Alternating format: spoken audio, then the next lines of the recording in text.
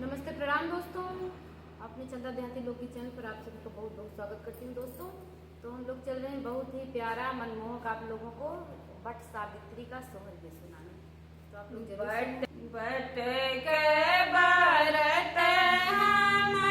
करिला न जल छोड़िला न जल छोड़िला हो बट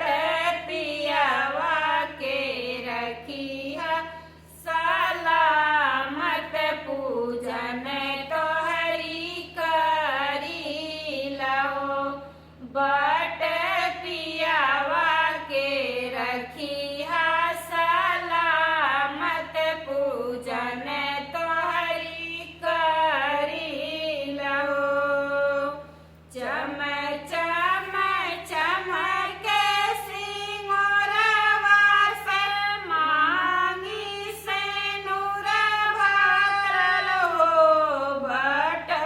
अमर रहे सोलहो सिंगरवा ते गाले मंगल सूत्र हो बट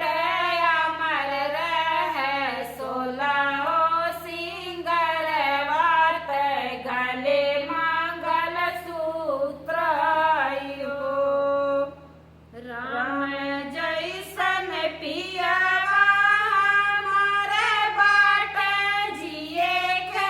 आधार बाट जिए के आधार बाट हो बाट ओ नहीं लेती जते वो हर बाट सोलह सिंगार बाट हो बाट ओ नहीं लेती जते ओ हर बाट सोलह सिंगार बाट हो पियवा से जिंदगिया जोरे बाट से नूरा सोहाग बाट से नूरा सोहाग बाट हो बाट ओ नहीं के करेला भारतिया त मांगी कुशलतिया हो बाट ओ नहीं के करेला भारतिया त मांगी कुशलतिया हो बट के बरत हम करिला न जल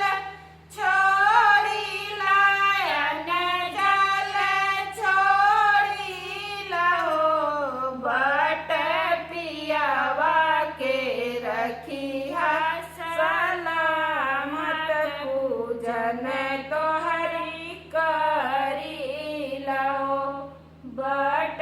पियवा के रखिया